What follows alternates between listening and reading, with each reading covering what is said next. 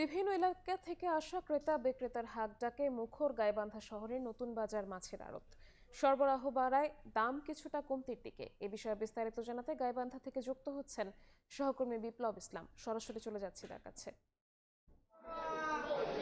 বিপ্লব, প্রতিদিনের মতো কিন্তু সূর্যের আলো ফোটার সাথে সাথে গাইবান্ধার ঐতিহ্যবাহী যে নতুন বাজার মৎস্য আড়ত, এই মাছের আড়তে কিন্তু মাছ কেনা বেচার যে হাকডাক সেটি কিন্তু শুরু হয়েছে। তো এই মাছের আড়তটি কিন্তু গাইবান্ধা শহরের বিভিন্ন এলাকা থেকে আসা যে খুচরা বিক্রেতা, পাইকারি বিক্রেতা, তারা কিন্তু এখান থেকে এসে এই আড়ত থেকে এসে মাছ কিনে নিয়ে যান। আজকেও কিন্তু আমরা দেখছি এখানে জেলার বিভিন্ন এলাকা থেকে ক্রেতারা হাকডাকে মুখর হয়ে উঠেছে। আজকে কিন্তু একটু সকাল থেকে বৈরী আবহাওয়ার কারণে কিন্তু যে চাষের মাছ, সেই চাষের মাছের কিন্তু আজকে একটু আমরা সরবরাহ কম দেখছি। কিন্তু দেশীয় মাছ যেটি খাল বিলে কিন্তু এই মুহূর্তে পানি রয়েছে, বর্ষাকাল, সে কারণে কিন্তু আমরা দেখছি যে দেশীয় মাছের যে আমদানি, সেই আমদানি কিন্তু আজকে অনেকটা বেশি, যে কারণে কিন্তু আমরা দেখছি যে সকাল থেকে যে জেলার বাহির থেকে যারা আসেন, যে পাইকাররা আসেন, তাদের উপস্থিতি একটু কম। কিন্তু জেলার বিভিন্ন এলাকা থেকে, বিভিন্ন হাট বাজার থেকে যে ব্যবসায়ীরা, তারা কিন্তু এখানে এসেছেন। তো আমরা আজকে যদি মাছের বাজার বলি, যে অন্য মাছের দাম কিন্তু, যেহেতু দেশীয় মাছের আজকে একটু সরবরাহ বেশি, যে কারণে কিন্তু মাছের দাম প্রতি কেজিতে 10 থেকে 15 টাকা কম।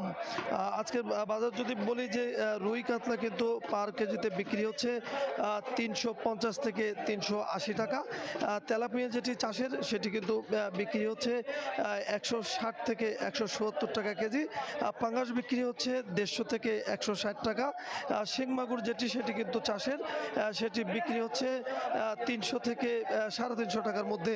পাশাপাশি পুঁটি, বাটার, মুসা, এটি কিন্তু বিক্রি হচ্ছে 140 থেকে 150 টাকা।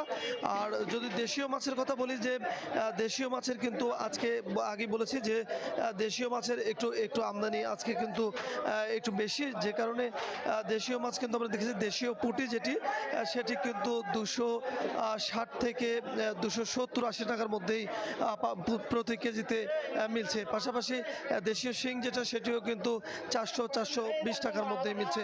তো এই যে মাছের আড়ত, এই মাছের আড়তটি থেকে কিন্তু জেলার অন্য যে হাট বাজার রয়েছে, সেই হাট বাজারের মাছের দাম নির্ভর করে। এখানে যদি মাছের দাম বেশি হয়ে থাকে, তাহলে কিন্তু প্রত্যেকটি হাট বাজারে মাছের দাম বেশি হয়ে থাকে। এখানে যদি মাছের সরবরাহ বাড়ে, বা মাছের সরবরাহ ঠিক থাকে, কিংবা দাম কিছুটা ক্রেতাদের নাগালে থাকে, তাহলে কিন্তু হাট বাজারগুলোতেও কিন্তু মাছের দাম কমে যায়। সে কারণে আমরা বলতে পারি যে যেহেতু আজকে আমরা দেখছি যে এই পাইকারি আড়তটিতে দেশীয় মাছের সরবরাহ বেশি, সেহেতু কিন্তু প্রত্যেকটি বাজারেই কিন্তু দেশীয় মাছের দাম তুলনামূলক কিছুটা কম। পাশাপাশি চাষের মাছ কিন্তু আমরা দেখছি, যেহেতু আমদানি একটু আজকে সরবরাহ কম, সেহেতু কিন্তু মাছের যেটি চাষের মাছ, সেটির দাম তুলনামূলক কিন্তু মানে বাড়েনি। তো এই গাইবান্ধার যে পুরাতন বাজার যে মাছের আড়ত, এই মাছের আড়তটি থেকেই কিন্তু জেলার বিভিন্ন হাট বাজারে কিন্তু মাছ যেয়ে থাকে। জেলায় এবং জেলার পার্শ্ববর্তী যে অন্য জেলার উপজেলাগুলো আছে, সেখান থেকেও কিন্তু মাছ ব্যবসায়ীরা এখানে আসেন। তো এই ছিল গাইবান্ধার পুরাতন বাজার মাছের আড়ত থেকে মাছের কেনা বেচার সর্বশেষ খবর। গাইবান্ধা থেকে আমাদের সাথে সরাসরি যুক্ত হয়েছিলেন সহকর্মী বিপ্লব ইসলাম।